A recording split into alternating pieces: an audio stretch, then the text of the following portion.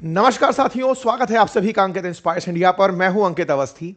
जैसा कि आप सभी जानते हैं कि इन दिनों अमेरिका वेनेजुएला पर कब्जा करने के बाद से, मादुरो को अपने पास गिरफ्तार करने के बाद से सातवें आसमान पर है। अमेरिकियों को लगता है कि उन्हें ट्रंप के रूप में भगवान मिल गए हैं और ट्रंप को लग गया है कि वो आजकल पायरेट्स ऑफ कैरेबियन बन गए हैं। लगभग हर जहाज को अपने अतिक्रमण क्षेत्र में रखना, पूरी तरह समुद्री बेड़ों पर कब्जा करना, पुराने जमाने में जैसे ब्रिटेन और फ्रांस किया करते थे। समुद्र पर जिसका कब्जा होगा दुनिया पर वही राज करेगा। अमेरिका फिलहाल ट्रंप के रूप में बिल्कुल वही अपने हीरो को देख रहा है। जॉनी डेप की फीलिंग के साथ में फिलहाल ट्रंप जहाजों को लूटते हुए दिखाई दे रहे हैं।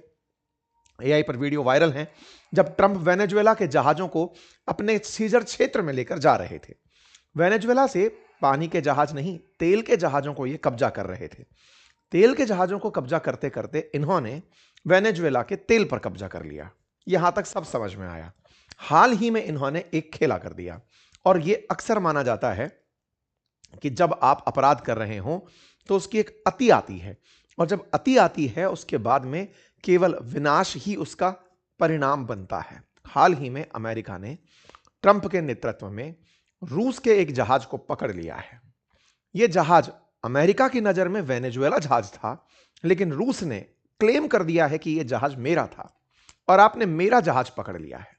और रूस के द्वारा यह क्लेम करने के बाद स्थितियां कैसे बदल रही हैं, आज के सेशन में हम जिक्र करेंगे कि क्या रूस अपने जहाज को छुड़वाने के लिए शक्ति का प्रयोग कर सकता है।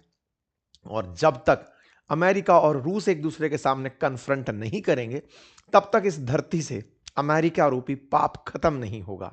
अमेरिका को अगर रोकना है तो दो शक्तियों को आमने सामने आकर ठहरना होगा। तो क्या रूस कन्फ्रंटेशन के लिए तैयार है? सूचनाएं हैं कि रूस की सबमरीन भी अब उसी क्षेत्र में तैर रही हैं। डिस्ट्रॉयर्स चक्कर काट रहे हैं। ये मैं नहीं, ट्रंप कह रहे हैं। तो क्या ऐसे में रूस अपने जहाज को छुड़वाने के लिए बल का प्रयोग करेगा, या फिर रूस पब्लिकली ये एक्सेप्ट कर लेगा कि दुनिया का राजा अमेरिका और हम कोई मायने नहीं रखते? और अगर ऐसा होता है तो जियोपॉलिटिक्स में रूस की छवि को नुकसान जो पहुंचेगा, क्या पुतिन उसकी कल्पना कर पा रहे हैं? आइए इस पूरे सेशन में इन सारे विषयों की चर्चा करते हैं। यह तस्वीर है यूएस कोस्ट गार्ड की। यूएस कोस्ट गार्ड के द्वारा यह जो टैंकर आपको दिख रहा है, बेला वन उर्फ मैरियाना, इनके दो नाम, इसको यहां पे ध्यान रखिएगा। अमेरिका की नजर में यह बेला वन है और यह रशिया की नजर में मैरिनेरा है। इन दोनों जहाजों के नाम में क्या अंतर है, अब इस पूरी कहानी को आप यहीं से समझ पाएंगे। यूएस का कहना है कि उसने एक जहाज पकड़ा जो वेनेजुएला की शैडो फ्लीट का था। इस जहाज पर वो लंबे समय से नजर बनाए हुए थे। यह जहाज नजरें चुरा चुरा कर भाग रहा था। अब यह शैडो फ्लीट क्या होती है, यूएस ने क्यों पकड़ी, रशिया का यह कैसे बन गया, झंडा बदलने का क्या मतलब है, शैडो फ्लीट क्या होती है, जहाजों की ट्रैकिंग कैसे होती है, कैसे इस पूरी कहानी के अंदर युद्ध के हालात बन सकते हैं, अगर ऐसा था तो रूस चुप क्यों रह गया, एक एक करके सब विषयों का इसके अंदर समागम होगा। पहले सिलसिलेवार तरीके से कहानी सुनते हैं। यूएस ने रशिया का झंडा लगा एक जहाज अटलांटिक ओशन में पकड़ा। यह बात यूके ने भी कंफर्म की। यूके ने कहा हम भी इस काम में यूएस की मदद कर रहे थे। बोले बहुत बढ़िया साहब, आप साथ थे? बोले हाँ हम साथ थे। ऐसे में यूएस ने रशिया का झंडा लगा एक जहाज पकड़ लिया। रशिया ने इस विषय पर यूएस को धमका दिया कि आपने ऐसा करके एस्केलेट कर दी हैं, सिचुएशंस बिगाड़ दी हैं। अगर ऐसा है तो इस पूरी कहानी में ये सारा की सारा खेला आपको समझना जरूरी होगा, क्योंकि इस खेले में दो समुंदर हैं, अटलांटिक महासागर और कैरेबियन महासागर। एक टैंक है जिसके दो नाम हैं। बेलावन तब है जब अमेरिका वाले उसको संबोधित करते हैं, और मैरिनेरा तब है जब रशिया वाले उसे संबोधित करते हैं। अमेरिका का मानना है कि एक टैंकर था, उस टैंकर को हमने अपनी फ्लीट्स को भेजकर कब्जे में ले लिया है। बड़ा टैंकर था, टन्स में, कई किलो टन, मतलब कई लीटर टन ये तेल ले जाने में सक्षम था। इस जहाज को हमने पानी में रोका, अपने नेवी के सैनिकों को भेजा, इसे कब्जे में ले लिया। कब्जे में लेने की बकायदा एक ऑफिशियल वीडियो जारी की गई। हेलीकॉप्टर से यहां पर उतारे गए सैनिक थे, ये जाकर के इस जहाज को पकड़ते हैं। इस जहाज पर झंडा लगा होता है रूस का, और रूस का झंडा लगा ये जहाज अमेरिकियों द्वारा यह माना ही नहीं जाता कि यह रूसी जहाज है। ऐसा कहते हुए इसे रोक लिया जाता है। स्टेटमेंट आता है सेक्रेटरी क्रिस्टी नोएम का, जो कि US department of homeland security से जुड़ी हैं। उन्होंने अपनी तरफ से कहा कि हमारी कोस्ट गार्ड ने हाल ही में एक घोस्ट फ्लीट शिप को पकड़ा है नॉर्थ अटलांटिक सी के अंदर, जो कि बेला 1 के नाम से था, और इसे हमने वेनेजुएला से आते समय पकड़ा है। यूएस की जो यूरोपियन कमांड है, जो यूरोप के ऊपर तैनात कर रखी है, उन्होंने इस काम के लिए थैंक यू बोला डिपार्टमेंट ऑफ वॉर को, डिफेंस मिनिस्ट्री को, और बकायदा बताया कि साहब हमने बेला 1 का नाम का एक जहाज पकड़ा है जो कि यूएस द्वारा प्रतिबंधित था। ये नॉर्थ अटलांटिक के अंदर पकड़ा गया है, और इसे मतलब जो यूएस का सीजीसी मुनरो है उसने पकड़ा है। यूएस का सीजीसी मुनरो कोस्ट गार्ड का जो शिप था इनका, उसके द्वारा इसे पकड़ा है। कोस्ट गार्ड का मतलब अमेरिका के जो कोस्ट हैं, तट हैं, उसकी रक्षा करने वाले जो तटरक्षक बल हैं, उनका एक जहाज जिसका नाम मुनरो है, मुनरो ने जाकर के साहब इस बेला 1 को पकड़ लिया है। यूएस के यूरोपियन कमांड ने बकायदा इस पूरे काम में कहा कि साहब बिल्कुल हम वैसा ही काम कर रहे हैं जैसा आप लोगों ने कहा है। यूरोपियन कमांड ने बकायदा इसकी तस्वीरें डाली। फिर मिनिस्ट्री ऑफ डिफेंस जो यूके का है वो भी निकल कर आता है और वो कहता है कि यूएस के कहने पर हमने इनको सपोर्ट किया, बेला 1 को ट्रैक करने में हमने यूएस की मदद की। अब ये ब्रिटेन वाले कहां से कूद गए, अब इसको भी समझेंगे जब हम लोकेशन पर चलेंगे। यूरोपियन कमांड की तरफ से इस बात के लिए धन्यवाद भी दिया गया मिनिस्ट्री ऑफ डिफेंस का कि बहुत धन्यवाद, आपने हमें ये टैंकर पकड़वाने में मदद करी। साथियों, ये टैंकर आपके सामने है। देखिए, समुद्र में इतने बड़े जहाज जो चल रहे होते हैं, ये पूरी तरह से कोऑर्डिनेट्स देखकर चल रहे होते हैं, कहां जाना है, किस रूट पर रहना है, सब कुछ होता है। लेकिन इन जहाजों के ऊपर जिस देश का यह जहाज होता है उसका एक झंडा लगा होता है, जिसे दूर से देखकर पहचान लिया जाता है कि ये इस देश का जहाज है। अगर इनमें मानव तस्करी और वेपन ट्रांसफर नहीं हो रहे हैं तो दूसरे देश की पुलिस यानी कोस्ट गार्ड इन जहाजों को नहीं रोक सकती। उन्हें अगर अंदेशा है तो वो इस बात का वारंट लेकर जहाज पर चढ़ती हैं कि हमें तस्करी, मानव तस्करी का और वेपन तस्करी का आप पर शक है, इसलिए हम इसे बीच में चेक करना चाहते हैं। अन्यथा आपको जिस देश का झंडा लगा है उस देश के साथ कोऑर्डिनेट करना होता है कि सर हमें आपके इस जहाज की जांच करनी है, इसमें कुछ संदिग्ध लग रहा है। जो हाई सी होता है, हाई सी बोले तो हर देश की जो सीमा के बाहर समुद्र है, जो दुनिया के लिए ओपन है, पब्लिक है, एक देश का कॉन्टिनेंटल वाटर से बाहर का जो पानी है, उस पानी में चल रहे जहाजों को हर देश मॉनिटर नहीं कर सकता। वो सबके लिए ओपन है, समुद्र का पानी हर देश के लिए है, वो उसमें अपने जहाज चला सकते हैं। इस जहाज को भी ऐसे ही चलना था, इस पे रशियन झंडा लगा था, लेकिन अमेरिकियों ने इसे प्रतिबंधित वेनेजुएलन जहाज मानकर रोक लिया, जबकि इस पर झंडा रूस का लगा हुआ था। अमेरिकियों का कहना है कि यूएस कोस्ट गार्ड को आता देख इस जहाज ने अपने ऊपर रूसी झंडा लगाया, जबकि रशिया का कहना है कि हमने इस झंडे के साथ इस जहाज को अपने उस सिस्टम में भी दिखाया है कि यह जहाज हमारा है। हम इस पानी के जहाज को अपने पूरे सिस्टम में, जैसे अपने यहां पर कार के नंबर डलते हैं, रजिस्ट्रेशन नंबर डलते हैं, ऐसे ही जहाजों का रजिस्ट्रेशन नंबर होता है और हमने वहां पर इसे शो किया हुआ है कि यह रशियन जहाज है। दोनों के अपने अपने पक्ष हैं, हम दोनों पक्षों को आपके सामने रखेंगे। एक बार के लिए थोड़ा मैप को समझ लेते हैं। देखिए, फिलहाल के लिए जब से ट्रंप ने यह क्लेम किया है कि यह पूरा वेस्टर्न हेमिस्फीयर हमारा है, वेस्टर्न हेमिस्फीयर बोले तो ग्रीनलैंड से लेकर के नीचे तक, इसको अब वो अपना मानते हैं। उनका मानना है कि इसमें अब जो भी होगा हम नियंत्रित करेंगे। वेस्टर्न हेमिस्फीयर ईस्टर्न हेमिस्फीयर से अमेरिका के अनुसार अटलांटिक ओशियन के माध्यम से अलग हो रखा है। इक्वेटर से उत्तर की तरफ नॉर्थ अटलांटिक, इक्वेटर से दक्षिण की तरफ साउथ अटलांटिक। नॉर्थ अटलांटिक और साउथ अटलांटिक के बीच में यहां पर और एक समुद्र है जिसे आप कैरेबियन सी कहते हैं। पायरेट्स ऑफ कैरेबियन इन्हीं कैरेबियन सी के नाम पर बनी हुई फिल्म है। यहां पर एक देश है वेनेजुएला, जिस पर हाल ही में अमेरिकी कब्जा हुआ है। अमेरिका यहां के तेल पर कब्जा करने से पहले यहां से चल रहे जितने भी जहाज थे जो यहां से तेल ले जाकर दुनिया भर में बेच रहे थे, उन्हें रोकना शुरू किया था। इस काम को करने के लिए अमेरिका ने कैरेबियन सी में अपने कोस्ट गार्ड के जहाज, अपने डेस्ट्रॉयर्स, अपने पानी के वो जहाज जो युद्धपोत कहलाते हैं, उन्हें यहां पर खड़ा कर दिया था कि कोई भी जहाज समुद्र में यहां से निकलकर कैरेबियन सी में नहीं जाएगा। लेकिन ये जो जहाज जिसकी हम चर्चा कर रहे हैं, ये जहाज वेनेजुएला के नजदीक पहुंचकर लौटते हुए वापस रशिया की तरफ निकल पड़ा था। ऐसे में अमेरिकी सुरक्षा एजेंसीज को इस पर शक हुआ कि इसने अचानक हमें देखकर रास्ता क्यों बदला। इस वजह से रशिया ने इन्हें पकड़ लिया। अब इसकी कहानी क्या है, अब उस पर चलते हैं। अकॉर्डिंग टू अमेरिका, नाम जिसकी हम चर्चा कर रहे हैं वो अमेरिका के अनुसार इसका नाम बेलावन है। बेलावन नाम का ये जो जहाज है ये नवंबर 2025 में गल्फ ऑफ ओमान से चलना शुरू हुआ था। गल्फ ऑफ ओमान बोले तो ईरान, यहां से निकलकर चलना शुरू हुआ।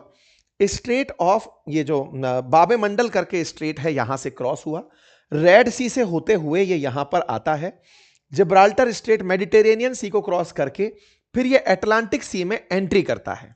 अटलांटिक सी में एंट्री करके ये कैरेबियन सी की तरफ चलता है।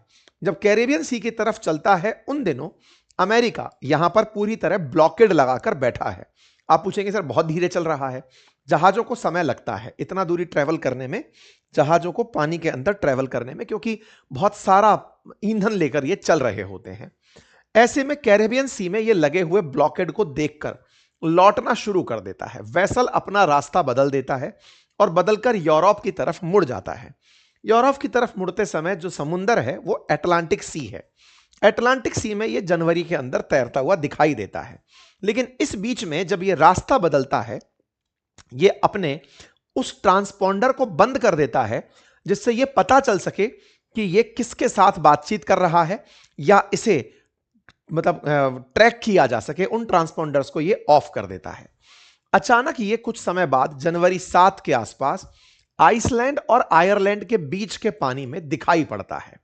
जैसे ही ट्रांसपोंडर्स ऑन होते हैं तत्काल प्रभाव से यहां पर सक्रिय जो फोर्सेस हैं वो यहां बैठा हुआ है यूके की मदद से यूएस की फोर्सेस एक्टिवेट हो जाती हैं। इसे ट्रैक करने का कहती हैं। जैसे ही ट्रैक करने का कहती हैं ये जहाज हड़बड़ाहट में फिर से दक्षिण की तरफ चलना शुरू होता है। 7 जनवरी को जैसे ही यह जहाज अपना रास्ता बदलता है तत्काल प्रभाव से डेस्ट्रॉयर्स के साथ जा रही अमेरिकी फोर्स इसे रोक लेती है। लेकिन यह जब यहां होता है उस समय तक इस बेलावन का नाम मैरीनेरा हो चुका होता है। अर्थात जब यह चला था तब यह बेलावन के नाम से चला था, जब यह आयरलैंड के पास पहुंचा तब यह मैरीनेरा बन चुका था। मैरीनेरा एक रूसी जहाज है और रूसी जहाज जब यहां पर पहुंचा है तो इस जहाज को वीएलसीसी कैटेगरी के अंदर 3.18 लाख टन वजन ले जाने वाला जहाज कंसीडर करके रूस ने अपने नाम पर अधिकृत कर लिया है। अब बड़ा सवाल यह है कि साहब जहाज बेलावन है कि मैरीनेरा है, पहले तो यह बता दो। रशिया बोल रहा है कि यह मेरा जहाज है, तो मानना पड़ेगा जब कोई क्लेम कर रहा है कि मेरा जहाज है तो उसका जहाज है। अमेरिका मानने को तैयार नहीं है कि यह रूसी जहाज है, क्योंकि उसे पता है कि रूसी जहाज मान करके अगर दम भर दिया कि हमने रूसी जहाज पकड़ लिया तो कल की कल झगड़ा हो जाएगा और दुनिया का ध्यान सब तरफ से हटके रशिया अमेरिका पर आ जाएगा। इसलिए अमेरिका इसे वेनेजुएलन जहाज कह के ही पकड़ कर बैठा है। लेकिन इसकी असल कहानी क्या है अब हम आपके सामने वो रखते हैं। समझिए ध्यान से। दुनिया में अमेरिका की नजर में जो सबसे ज्यादा प्रतिबंधित देश हैं वो रशिया और ईरान है, फिर नॉर्थ कोरिया, फिर वेनेजुएला। वेनेजुएला अब उसके अधीन हो गया, लेकिन यह घटना उस समय की है जिस समय वेनेजुएला अमेरिका प्रतिबंधों के तहत चल रहा था। क्यों? क्योंकि दिसंबर में जहाज चला है, कब्जा तो उसने अभी जनवरी में किया है। अच्छा, हुआ क्या था? अगस्त 1, 2025 को बेलावन जब ईरान से निकला तब चर्चा हुई कि यह असल मायने में रूस का एक शैडो फ्लीट है। शैडो फ्लीट क्या होता है उसकी कहानी को थोड़ा सा सुनते हैं। देखिए कहानी कुछ यूं है कि आप सबने इतने सारे दिनों में एक सुर्खी बहुत बार सुनी होगी कि रूसी तेल नहीं खरीद सकते। भारत पर रोक लगा दी, दुनिया भर के देशों पर रोक लगा दी कि रूसी तेल परचेज नहीं कर सकते। लेकिन रूस फिर भी तेल बेच रहा था। सेम इसी प्रकार से ईरान के बारे में आप सुन रहे थे कि ईरान के ऊपर सैंक्शन है, वेनेजुएला के ऊपर सैंक्शन है। अमेरिका सैंक्शन लगा रहा है लेकिन ये देश फिर भी तेल बेच रहे थे। कैसे? तेल निकाला, टैंकर में भरा और बेचने निकल गए। टैंकर, लेकिन ये टैंकर तो सर किसी देश का होगा तो पकड़ा जाएगा, वेनेजुएला का है तो पकड़ा जाएगा। रूस ने यही खेला किया। रूसी जहाज रूसी ना लगे, ईरानी जहाज ईरानी ना लगे और वेनेजुएलन जहाज वेनेजुएलन ना लगे, इसके लिए इन्होंने जहाजों की एक शैडो फ्लीट तैयार की। 15 साल पुराने जहाज पानी में उतारे, लगभग 1400। आप पूछेंगे क्या होता है 1400 जहाज? 1400 जहाज इतना होता है कि आप इंडिया का आराम से तेल साल भर का ढो सकते हो, इतना जहाज होता है। तो 1400 जहाजों की फ्लीट उतारी, उन पर झंडे किसी भी फर्जी जदी देशों के लगा दिए, गुयाना का लगा दिया, कि त्रिनिदाद का लगा दिया, कि टोबैगो का लगा दिया, जो एग्जिस्ट नहीं करते, मतलब चुन्नू मुन्नू टाइप के देश हैं, उनके नाम पर एक एक झंडे लगा के पानी में उतार दिए। पानी में उतरने के बाद आप इनका पता नहीं लगा सकते कि इनका ओरिजिन क्या है। तेल डला हुआ है, कोई भी देश का जहाज तेल लेके घूम सकता है, तेल आराम से चल रहा है, ना तो बिलिंग कंट्री पता है ना डेस्टिनेशन पता है। जहाज अपना ट्रांसपोंडर रास्ते में जाके बंद कर लेता है, देश से पहले ही यह बंद करके एक दूसरा जहाज वहां पहुंचता है, उसने भी अपना ट्रांसपोंडर बंद किया हुआ है, जहाज के बगल में दूसरा जहाज खड़ा होता है, पूरा की पूरा माल ट्रांसफर होता है, ट्रांसफर होकर के ओरिजिनल जहाज पर वो माल आकर देश के लिए पहुंच जाता है। भारत ने भी, अमेरिका के कई न्यूज एजेंसीज ने भारत पर आरोप लगाया कि रूसी तेल भारत अब शैडो फ्लीट के थ्रू मंगा रहा है। रूस ने इस पूरे सैंक्शन को बाईपास करने के लिए यही 2 नंबर की कालाबाजारी की थी। अक्सर यह कालाबाजारी, क्योंकि मैं शराब तस्करी को रोकने के विभाग में रहा हूं, मैंने अपनी पुलिसिंग में भी यह देखा है कि अक्सर जो ओरिजिनल ट्रक्स हैं जिनमें आपके नंबर डलने चाहिए, उन पर किसी दूसरे ट्रक का नंबर लगाकर उनमें हरियाणा की शराब को राजस्थान से पार करा के गुजरात में ले जाते हुए देखा है, ताकि ना तो कभी ओरिजिनल मालिक पता चले कि कौन है, टैंकर पानी का है, दारू भरकर उसमें जा रही है, एम्बुलेंस सवारियों के लिए है यानी कि मरीजों के लिए है, उसमें दारू भरकर जा रही है, ताकि पुलिस उन्हें ना पकड़ पाए, और अगर पकड़ने निकले भी तो भी ओरिजिनल का पता ना चले। इस तरह के काम आप पूछें कि नहीं ये तो सोर्स तक पहुंच करके देखा ही जा सकता है, बिल्कुल सही सोच रहे हैं। सोर्स तक पहुंचने के लिए ये इतनी जबरदस्त सुरक्षा तैयारी रखते थे कि हजारों जहाज ऑलरेडी खड़ा रखते थे। आप पता ही नहीं लगा पाएंगे कि इन हजारों जहाज में से कौन सा जहाज ट्रांसपॉन्डर कब ऑफ करके खड़ा हो जाएगा। तेल भरा और अचानक समुद्र के बीच में लाकर छोड़ दिया, क्योंकि आपने चारों तरफ जहाज ही जहाज खड़े कर रखे हैं, आप मूवमेंट ट्रैक ही नहीं कर पाए। एक साथ 100 जहाज चला दिए, आपको पता ही नहीं चल रहा कौन से में तेल है और कौन से में नहीं है, ले जाकर पानी में छोड़ दिया। तो रूस ने बकायदा इस काम को बढ़िया ब्लैक सी से किया, अटलांटिक सी से किया, और यही टेक्नोलॉजी उसने ईरान और वेनेजुएला को चिपका दी कि भाई लो चिंता मत करो, तुम्हारा तेल भी मैं बिकवा दूंगा। ईरान भी तेल बेच रहा था, वेनेजुएला भी तेल बेच रहा था। अमेरिका परेशान इसलिए था कि वेनेजुएला के तट से निकल करके अगर जहाज जाएगा तो उसे तो हम रोक लेंगे। तो वेनेजुएला के तट से निकलकर जो जहाज जा रहे थे उन्हें तो ये रोक रहे थे, लेकिन अगर कोई जहाज ईरान से चला है अगस्त में, तब तक अमेरिका वेनेजुएला पर सख्त नहीं हुआ था। ईरान से चला है वेनेजुएला के लिए, दिसंबर में पहुंच रहा है, और दिसंबर में जब वो पहुंचने वाला है तब तक अमेरिका अपना सारा तामझाम लगा के खड़ा हो गया है। अमेरिका तामझाम लगा के खड़ा हो गया है, जो बिल्कुल वैसे वाली बात है जैसे हम कई बार देखते थे कि ट्रक वाले को दिख गया कि सामने नाकेबंदी खड़ी है, पुलिस खड़ी है, वो तुरंत अपनी गाड़ी घुमा देते थे। बिल्कुल ऐसे ही बेलावन के साथ हुआ। बेलावन नाम का ये जो जहाज है, ये जब वेनेजुएला के तट पर पहुंचने वाला था, इसने गाड़ी घुमा दी अपनी, और गाड़ी घुमा के ट्रांसपॉन्डर ऑफ मार दिया। ये बिल्कुल वैसे ही है जैसे हमारे पास कई बार तस्कर दूसरे का नंबर दे दिया करते थे कि सर उस गाड़ी में ये जीपीएस नंबर चल रहा है, फलाने नंबर का ट्रक है, तो हम नंबर मॉनिटर करते थे। बिल्कुल वैसे ही यहां पर होता है। ट्रांसपॉन्डर भाई ने ऑफ कर लिया, अब पकड़ लो। अब पकड़ने के लिए आप सैटेलाइट से कितना देखोगे, पानी में इतने जहाज चल रहे हैं, किस किस जहाज को आप मॉनिटर करोगे, ये धीरे धीरे चल रहे हैं। एक आदमी की पूरी जिंदगी खराब हो जाए, महीने भर तक वो इसी जहाज को देखता रहे, कब जाएगा कब जाएगा, पानी में लेकर खड़ा हो गया, चला हुआ है। तो इस तरह से ये जहाज यहां से पलटी मार लेता है, पलटी मारता है, और ये सोचो दिसंबर का पलटी मारा मारा जनवरी में फिर से दिखाई देता है, क्योंकि इसने अपना जैसे ही मोबाइल ऑन किया, जैसे होता है ना भाई समुद्र, आपको लग रहा है इतना सा ही तो पानी है, धरती से बड़ा पानी है ये। दुनिया की धरती मतलब दुनिया अर्थ जितने क्षेत्र पर है उसके 70% पर तो पानी है ना। तो ऐसे में पानी बहुत बड़ा क्षेत्र है ये, यहां पर हजारों जहाज चल रहे हैं, उनमें कहीं वो खो रहा है। अचानक ट्रांसपॉन्डर ऑन होता है, मशीन पर दिख जाता है, सर वो रहा, जीपीएस ऑन हो गया गाड़ी का, सर उसने वो रहा बोले चलो। अब यहां पर फोर्सेस लेकर पहुंचते हैं, तब तक ये जहाज अपना सेटिंग बिठा चुका होता है। क्या सेटिंग बिठा चुका होता है कि अब एक काम करो, इसको रूस का ऑफिशियल झंडा फहरा दो। ऐसा क्यों? बोले रूस का झंडा लग गया तो अमेरिकियों की हिम्मत नहीं है कि इस जहाज में एंट्री कर जाएं। मतलब शैडो फ्लीट भी अगर है तो शैडो फ्लीट पर अगर झंडा लगा दिया गया है, रूस कह रहा है कि मेरा है, इसको मत छू लेना। ये बिल्कुल वैसे ही है, आपका किसी राज्य के साथ, जैसे हमारे राज्य में होता था, राजस्थान का ही है, राजस्थान का ही अगर ट्रक बन जाए, सर हम तो राजस्थान का ही माल ले जा रहे हैं, तो आप फिर क्या कहोगे, राजस्थान में चलते रहो, दूसरे स्टेट का माल थोड़ी है। एग्जैक्टली यहां पर ये रशिया का झंडा लगा देता है। अमेरिका लेकिन साहब पूरी पुलिसिंग कर रहा था, उसने कहा वाह बेटा, बेला से तुम मैरिनेरा बन गए, झंडा बदल करके अब तुमको हम चेक करेंगे। और भाई साहब रशिया अमेरिका वाले इस पर कूद पड़ते हैं। तो क्या इतने दिनों में, जितने दिन में यह खेला चल रहा था, रूस ने केवल झंडा बदलो कार्यक्रम किया था? कोई और तरीका नहीं सूझा था उसको कि इसको कैसे रोका जाए? तो भाई साहब, इन्होंने बकायदा सारे काम किए थे। इन्होंने बकायदा शिप टू शिप ट्रांसफर किए थे, झंडे का नाम बदला था, बकायदा उसका रजिस्ट्रेशन बदला था, इन्होंने इसका आइडेंटिफिकेशन सिस्टम बदला था, सब बदला था। इसके बावजूद रशिया को यह कॉन्फिडेंस था कि जैसे ही मेरा नाम देखेगा, अमेरिका इसका पीछा छोड़ देगा और एक जहाज बच के निकल जाएगा। लेकिन अमेरिका नहीं रुका। अमेरिका ने, चूंकि अचानक, क्योंकि अमेरिका को कॉन्फिडेंस बढ़ गया है कि अब तो वेनेजुएला को जब बचाने कोई नहीं आया, ना रूस आया ना चीन आया, केवल रिक्वेस्ट करते रह गए कि मादुरो को छोड़ दो, तो ये जहाज के लिए भी रिक्वेस्ट ही करेंगे, कुछ मेरा बिगाड़ नहीं पाएंगे। अमेरिका का ये अत्यधिक जो आत्मविश्वास था, ये काम कर गया।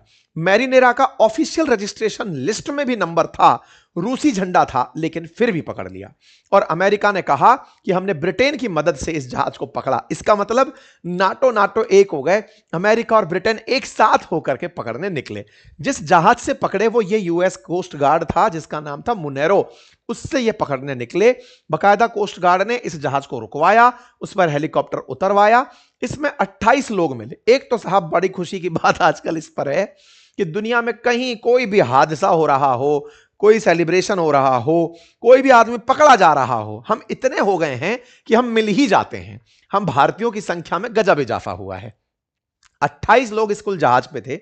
उनमें 17 यूक्रेन के थे, 6 जॉर्जियन थे और 3 भारतीय यहां भी मिल गए और 2 रूसी नागरिक मिले। सोचिए, जो झंडा लगा के घूम रहा है उसके 2 ही नागरिक हैं और जो जिनको दिन भर पीट रहा है उसके 17 नागरिक थे। समझ में नहीं आ रहा था कि यूक्रेनियंस को अगवा तो नहीं किया हुआ था और भारतीय लोग यहां क्या खेला खेल रहे थे। खैर कोई बात नहीं साहब, भारतीय मिलते हैं। इस बात के बारे में कैरोलिना लेविट, जो कि इनकी स्पोक पर्सन है, उनसे पत्रकार पूछते हैं कि मैडम जी, वो जो जहाज पकड़ा गया वो क्या था? क्या रूसी जहाज था? तो ये बोलती हैं कि was a vessel belonging to Venezuela shadow fleet. वो वेनेजुएला की शैडो फ्लीट थी, उसका कोई लेना देना नहीं था। भाई साहब, इन्होंने इसे पूरी तरह से कहा और इन्होंने कहा चूंकि वो स्टेटलेस था, आफ्टर यूजिंग ए फेक फ्लैग, मतलब उसके ऊपर जो झंडा लगा था वो फर्जी था, इसलिए हमने उसे किसी भी देश का नहीं माना और हमने उसके ऊपर कब्जा कर लिया। तो भाई कुल मिलाकर के अमेरिकियों ने इस पर कब्जा करने का कारण दे दिया। इस पर क्या चाइना कुछ बोला? ये आजकल सिर्फ बोल सकता है, कर कुछ नहीं सकता है। चाइना बोला कि रशिया का जो फ्लैग लगा हुआ ऑयल टैंकर था वो पकड़ना सीरियस वायलेशन है इंटरनेशनल लॉज का। मुझे लगता है इंटरनेशनल लॉज बोलकर लॉल भी बोल देना चाहिए। मान कौन रहा है? ना यूएन के क्लॉज चल रहे हैं, ना इंटरनेशनल लॉज चल रहे हैं। आप बोल करके क्यों फुटेज खराब कर रहे हैं? रशिया चाइना वालों, तुम जाओ और बढ़िया से हमारे मीना बाजार से कंगन खरीदो, पहन के बैठ जाओ। तुमसे ही तो उम्मीदें थी कि तुम कुछ टोकोगे उस आदमी को। मादुरो तुम्हारे चक्कर में अब क्या करें, अपनी हस्ते से करा लिया बेचारा, खामखा नप गया। अदरवाइज मादुरो को विश्वास होता कि हमारा कोई कुछ नहीं करेगा तो नाच नाच कर ट्रंप को इन्वाइट तो नहीं करता। नाच नाच कर, नकल बना बना करके कि एक दिन मुझे बचाने रूस वाले आएंगे, मेरे करण अर्जुन आएंगे। करण अर्जुन आए ही नहीं और भाई साहब फिल्म पूरी हो गई। मादुरो चला गया अमेरिकी जेल में। कुल मिलाकर के अब ये लोग बोल बोल करके जो माहौल बनाते हैं ना, नहीं बोलना चाहिए। लेकिन अब हमारे बीच में तो सवाल बड़ा ये है कि हमारा एक ही तो हमदम है और भाई साहब तुम ही टेढ़े मुंह करके देख रहे हो। हमको तो तुमसे ही तो विश्वास था कि तुम झंडा उठाओगे, तुम्हारा झंडा लगा जहाज रोक लिया। भाई तुम्हारी बेइज्जती हो रही है और हम तुम्हारे लिए चुप बैठे। ये क्या चक्कर है? क्या चल क्या रहा है ये? रूस ने कहा कि साहब ये अंतरराष्ट्रीय कानून तोड़ना है। मैं पुतिन आपसे ये उम्मीद नहीं करता था। अंतरराष्ट्रीय कानून तोड़ना ये आपसे बेहतर कौन समझाएगा इनको? आप बेहतर तरीके से समझा सकते थे, शक्तिशाली थे, आप भाषण देने के लिए बने थे। भाषण तो दुनिया के सारे देश दे ही रहे हैं। आप कहते हैं कि हम इसका कड़ा विरोध करते हैं। विरोध के नाम पर इन्होंने अमेरिकी सैनिकों को, जो भी है साहब, अपन को मीनिंग नहीं है, इन्होंने अपनी तरफ से स्टेटमेंट में देते हुए कहा कि हम इस पूरी स्थिति में ऑयल टैंकर को पकड़े जाने का कंप्लीट विरोध करते हैं। ये इनलॉफुल एक्टिविटी है जो हाई सीज के अंदर हुई है। रशियन फॉरेन मिनिस्ट्री ने इस पर अपना ग्रेव कंसर्न जाहिर करते हुए कहा है कि जहाज को जिसे आपने पकड़ा है उसे छोड़ दो, यात्री जो उसमें सवार हैं उनके साथ रेस्पेक्टफुली ट्रीट करो, वो हमारे हैं, और उन जहाजों को पूरी तरह छोड़ दिया जाए। चलो खैर, सवाल अब यहां से आगे निकल चुका है। सवाल ये कि क्या रूस ने इसे बचाने का एक बार भी प्रयास नहीं किया? आइए इस बारे में ट्रंप का बयान जानते हैं। ट्रंप का बयान जाने, लेकिन इससे पहले रूसियों का रिएक्शन भी जान लीजिए। ऑफिशियल रिएक्शन में रूस ने भले ही यह कहा हो कि इसे छोड़ दो, लेकिन भाई साहब रूस में इस बात का भयंकर उबाल है। इतना उबाल है कि रूस के अंदर डिमांड उठ रही है। वहां के सांसद डिमांड उठा रहे हैं कि ये न्यूक्लियर बम क्या दिखाने के लिए रखे हैं, पाकिस्तान से मोटिवेट हो गए, क्या दिखाने के लिए रखे हैं, जाइए और अमेरिका पर मार दीजिए। रशिया के लॉ मेकर ने कहा है US of nuclear threat after scissor of Venezuela linked oil tanker. इस पर उन्होंने बकायदा अपनी तरफ से एलेक्सी जोराविन करके हैं, फर्स्ट डेप्यूटी चेयरमैन हैं स्टेट ड्यूमा कमेटी के और डिफेंस इन रशिया के। उनका कहना है कि साहब ऐसे नहीं चलेगा, कुल मिलाकर के उन पर हमला कर ही देना चाहिए था, न्यूक्लियर वेपन यूज कर लेना चाहिए था। लेकिन हमारा सवाल इससे भी कहीं बड़ा है। ये तो नेताओं की बात है, हम तो पुतिन से जानना चाहेंगे, भैया पुतिन बताओ क्या हुआ, क्योंकि तुमने अगर रिएक्शन नहीं दिया तो हम पर सवाल खड़े हो गए, तुमने अब तक चुप्पी क्यों साधी। तो जवाब मिला वॉल स्ट्रीट जर्नल से। वॉल स्ट्रीट जर्नल अमेरिकी अखबार जो लिखता है कि रशिया ने अपना जहाज बचाने के लिए सबमरीन भेजी थी। सबमरीन, रूसी सबमरीन न्यूक्लियर कैपेबल सबमरीन्स हैं, न्यूक्लियर कैपेबल्स हैं, न्यूक्लियर वेपन चलाने में सक्षम है, टॉर्पिडो युक्त हैं, जब चाहे दुश्मन को ठिकाने लगा सकती हैं। ऑलरेडी रशियन सबमरीन्स अमेरिका को चारों तरफ से घेर कर तैरती रहती हैं। अमेरिकियों को यह पता है, लेकिन एग्जैक्ट लोकेशन कभी सबमरीन की नहीं पता चलती है, सबको गुप्त सूचनाएं रहती है कि फलानी जगह सबमरीन है। अखबार में छपता है कि अमेरिका से लड़ने के लिए इन्होंने सबमरीन भेजी थी। इस बात की पुष्टि खुद ट्रंप अपने इंटरव्यू में कर देते हैं। फॉक्स न्यूज को इन्होंने आज के दिन एक इंटरव्यू दिया और उसमें कहा कि there was a submarine and destroyer, लेकिन जैसे ही हमने उस जहाज को पकड़ा वो तुरंत वहां से निकल लिए। मतलब ट्रंप का इतना बड़ा दावा जिसमें वो ये कह रहे हैं कि वहां पर रशियन सबमरीन भी थी और रूसी डेस्ट्रॉयर भी जहाज बचाने आया था, लेकिन जैसे ही हमने उस जहाज को पकड़ा वो दोनों वहां से निकल लिए। अब ये तो बड़ा सवाल है। बहुत बड़ा सवाल तो इस बात पर ही है कि साहब जब रूस के पास में सबमरीन थी, सब कुछ था, तो अल्टीमेटली पुतिन यहां पर खामोश क्यों रहे। उनके पास हाइपरसोनिक मिसाइलें थी, गाइडेड टॉर्पीडो थे, फिर भी वो एक मूक दर्शक बनकर क्यों बैठे रहे। अमेरिकी नौसैनिक जहाज खींच कर ले जा रही है और वहां पर सबसे ताकतवर पनडुब्बियों में से एक रखने वाला देश चुपचाप क्यों है, उसने टॉर्पीडो क्यों नहीं चलाया। ये मतलब पुतिन की कोई स्ट्रेटजी थी कि पुतिन डर गए। इसके पीछे का अब बड़ा कारण आज के सेशन में डिस्कस करते हैं। देखिए कहानी कुछ इस तरह से है, एक एक करके सवाल लेते हैं। यदि पुतिन यहां पर टॉर्पीडो दाग देते, टॉर्पीडो दागने का मतलब क्या है, टॉर्पीडो दागने का मतलब है जहाज के अंदर लगी हुई मिसाइलें, जो सबमरीन में लगी हुई मिसाइलें हैं, अगर वो यहां पर दाग दिए होते तो इसे सीधा युद्ध की शुरुआत कंसीडर किया जाता, इसे एक्ट ऑफ वॉर कंसीडर किया जाता। ऐसा क्यों, ऐसे समझिए, जैसे मैं अपने अनुभव से आपको फिर से रिलेट करता हूं। कई बार हम तस्करी वाले ट्रकों को रोकते थे, ट्रक को रुकना है, टैक्स इवेजन किया है, ट्रक बंद हो जाएगा, तेल जो उसमें सामान रखा है वो निकाल लिया जाएगा।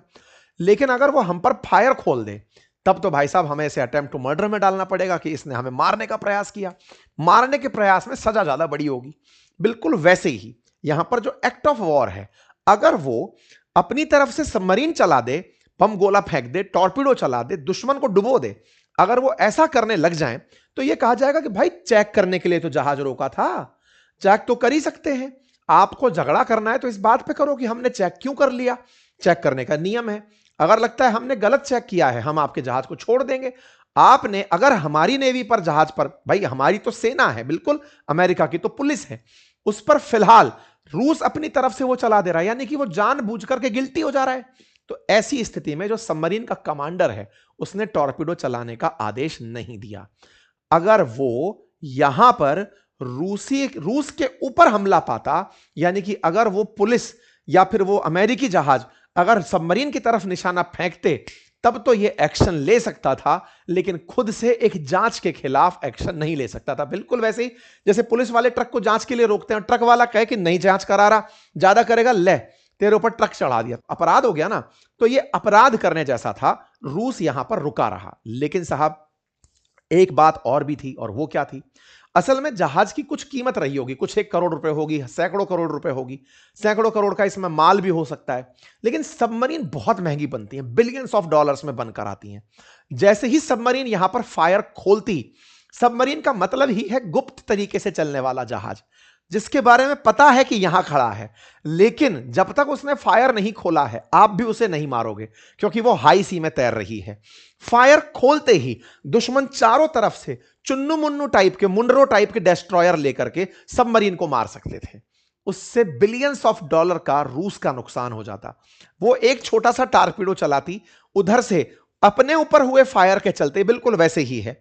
अगर अपराधी ने हम पर गोली चलाई, हम पर लगे ना लगे, लेकिन हम पर चल गई, तो चलो खोल दो फायर। तो वो वाली जो स्थिति है वो इनके साथ भी हो सकती थी। बिलियंस ऑफ डॉलर का सबमरीन खुल जाता और वो फट जाता। तीसरी इंपॉर्टेंट बात, अगर ये होता तो भाई साहब दुनिया का ध्यान सब तरफ से हट ही जाता, रूस और अमेरिका आमने सामने हो जाते। ये दोनों तमाम स्थितियां कर लेंगे, युद्ध कभी नहीं करेंगे। दोनों को पता है कि मारे जाएंगे। ये बिल्कुल वो था कि रूस ने अपने प्यादे को बचाने के लिए वजीर नहीं खोया। प्यादा गया, बोले जाने दो, युद्ध में अभी और जीतना बाकी है। इस बात के लिए वो रूस अमेरिका को कहीं और लपेट लेगा। वो ये मानेगा कि यह हमला नहीं है, कब्जा है, देख लिया जाएगा। अर्थात पुतिन ने यहां पर फिर एक बहुत बड़े संयम का और रणनीतिक सूझबूझ का परिचय देते हुए अमेरिका को जो वो कर रहा है करने दिया, लेकिन यह भी बता दिया कि आप जो कर रहे हो यह हमें पता है, और अगर आप ये करते रहे तो हम टिट फॉर टैट जब करेंगे तो आप हमें रोक नहीं पाएंगे। यह बात रूस ने इन्हें संदेश में भिजवा दी। लेकिन कुछ भी हो सर, कुछ भी हो, ट्रंप तो यही कहेंगे कि मैंने रूसी जहाज पकड़ लिया, और रूसी जहाज पकड़ के अपन तो पायरेट्स ऑफ कैरेबियंस हैं। वेनेजुएला के नाम पर पकड़ लिया, कभी ईरान के नाम पर पकड़ लेंगे, कभी रूस के नाम पर पकड़ लेंगे। पकड़ तो लिया ना साहब, बिल्कुल साहब पकड़ लिया। ट्रंप के इससे हौसले बढ़े हुए हैं, लेकिन ट्रंप के साथ रहने वालों की चिंताएं बढ़ी हुई हैं। क्यों?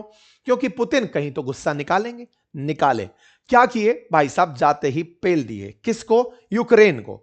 गए गुस्सा होकर के, जाकर के रशिया ने कहो बोले खोलो फायर यूक्रेन पर। बहुत हुआ सम्मान, बहुत चाहिए शांति शांति शांति। घर पहुंच करके फ्रस्टियाए हुए रूस ने यूक्रेन के ऊपर फायर खोल दिए। रातों रात 242 ड्रोन चलाए गए हैं, छेद दिया गया है भाई साहब। हेडलाइंस हैं घंटे घंटे भर पहले की कि यूक्रेन पर बढ़िया स्ट्राइक हो गई है। Russia strike Ukraine with Oreshnik ballistic missile, जिसको one of its most advance ballistic missile कहा जाता है। एक बार में ही 6-6 राउंड फायर करने वाली मिसाइल खोल दी। क्या ही फर्क पड़ रहा है, वो तो पहले छिदा पड़ा है। खैर, फिलहाल के लिए यूक्रेन पर हमले की तस्वीरें बाहर आती हैं। ये धाम तमाम वीडियोस बाहर आने लगते हैं जिसके अंदर मिसाइलें चलाई जा रही हैं रशिया के द्वारा, अपने द्वारा, मतलब यहां पर यूक्रेन को टारगेट किया जा रहा है। तस्वीरें हैं ऑर्सेनिक मिसाइल चलाने की। ऑर्सेनिक मिसाइल का एक सीन वीडियो में भी कवर हुआ, हम यहां पर आपको दिखाना चाहेंगे। एक बार के लिए आप इसे देखें। एक मिसाइल का गिरा, दूसरा हिस्सा, तीसरा। ऑर्सेनिक 6 बार में फोड़ती है, और इस बात का अमेरिका को अंदेशा था। इसलिए अमेरिका ने तत्काल प्रभाव से जो यूक्रेन में यूएस की एम्बेसी है उसको सूचित कर दिया था कि बेटा अंदर रहना, आज गोला चलाएंगे अंकल, तो ऐसे में तुम बाहर मत निकलना, पता चले लपेटे में आ गए। तो ऐसा करके इन्होंने एक दूसरे का फ्रस्ट्रेशन निकाल लिया। ये कहा हमें क्यों मारा, हमसे क्या नाराजगी थी भाई, तुम्हारा जहाज अमेरिका ने पकड़ा, हमें फिर भी छेद दिया गया। ये फिर से बाहर निकला है कि भाई ये तो गलत बात है। खैर जो भी है, अमेरिका और रूस के बीच चल रही इस तनातनी में अक्सर बीच में जो रह जाते हैं वो पाट के अंदर जैसे आटे में घुन पिसता है, पिसते चले जाते हैं। खैर फिलहाल के लिए गेहूं के साथ घुन पिसता है वैसे पिसते चले जाते हैं। फिलहाल के लिए इन दोनों के बीच की इस कसमकश के अभी और भी नमूने देखने बाकी हैं, क्योंकि रूस ने कहीं ना कहीं पूरी दुनिया में अपने प्रभुत्व को खो दिया है। रूस धीरे धीरे अपनी उस पहचान को शेड होता हुआ पा रहा है जिसे ट्रंप बार बार कह रहे थे। ट्रंप कह रहे थे कि रशिया फेल हो रहा है, रशिया फेल हो रहा है। वास्तविकता में भी यूएसएसआर को 1991 में अमेरिका ने ही 15 देशों में तोड़ा था। अब फिर से रूस पिछड़ता चला जा रहा है। इसका प्रमाण सीरिया में असद की सत्ता के फेल होने पर आपने देखा, वेनेजुएला में मादुरो की सत्ता को फेल होते हुए आपने देखा, और अब ईरान में खैमनेई की सत्ता फेल होने जा रही है। उसका एक डिटेल सेशन मैं लेकर आ रहा हूं थोड़ी ही देर में अपनी पाठशाला पर, उसे देखिएगा जरूर। लेकिन अमेरिकी वर्चस्व चल रहा है, पैसे वालों की सत्ता चल रही है। रूस कहीं ना कहीं कॉम्प्रोमाइज कर रहा है। अगर रूस अभी भी संघर्ष नहीं किया, सजे हुए न्यूक्लियर वेपन्स को सजा के रखता रहा, तो इस दुनिया में रूस का प्रभुत्व हमेशा के लिए खत्म हो जाएगा। संभव है कि रूस कुछ ही क्षेत्रों तक सीमित रह जाए, उसकी गणना कभी पावरफुल देशों में ना हो। यह सूचना मैं इसलिए दे रहा हूं क्योंकि अभी एक ही नहीं, कुछ और भी लगभग 4 ऐसे वेसल्स ऑलरेडी चल रहे हैं अमेरिका की नजर में, जो नाम बदल चुके हैं, अमेरिका जिन्हें पकड़ने जा रहा है। अगर ऐसा होता है, रूसी जहाज पकड़े जाते हैं, तो ये जहाज पकड़ना नहीं, रूस को चैलेंज करना कंसीडर किया जाएगा, अमेरिका की सत्ता स्थापित होना कहा जाएगा। अमेरिका ने अपने आप को ट्रंप के नेतृत्व में पुनर्स्थापित कर दिया है, इस बात में कोई दो राय नहीं है। लेकिन ये जिस अति के साथ आगे बढ़ रहे हैं, इसके साथ गलत कुछ बहुत बड़ा होगा, इसी अंदेशे के साथ पूरी दुनिया आशंकित है, क्योंकि अति सर्वत्र वर्जते। बाकी आप लोग इस विषय पर क्या सोचते हैं, अपनी राय जरूर कमेंट बॉक्स में दें। आप में से तमाम साथी जो मेरे गला खराब होने पर नित्य प्रतिदिन अपनी संवेदनाएं, अपनी शुभकामनाएं मेरे साथ साझा कर रहे थे, उनका हृदय की असीम गहराइयों से धन्यवाद। आपका प्यार और स्नेह यूं ही बनाए रखें। इस बीच में एक बार मैंने अपील की कि आप सभी अपना प्यार मुझे अगर चैनल सब्सक्राइब करके दिखाते हैं तो मुझे अच्छा लगेगा। आप में से बहुत से साथियों ने चैनल को सब्सक्राइब किया, मुझे बहुत ही अच्छा लगा। आप यूं ही हमें मजबूती दें, और जो नए साथी हैं वो भी चैनल सब्सक्राइब करें और हमारे इस मिशन को, जिसमें अंकित इंस्पायर इंडिया हो रहा है, इसको और ऊंचाइयां दें। फिलहाल के लिए इतना ही। अपना ख्याल रखें। चैनल पर नए तो सब्सक्राइब करें, हमारे एप्लीकेशंस बातें बाजार की और अपनी पाठशाला को चेक करें। आपके अनुरूप अगर वहां कोई कोर्स है तो उसे अवश्य ज्वाइन कर सकते हैं। Thank you so much.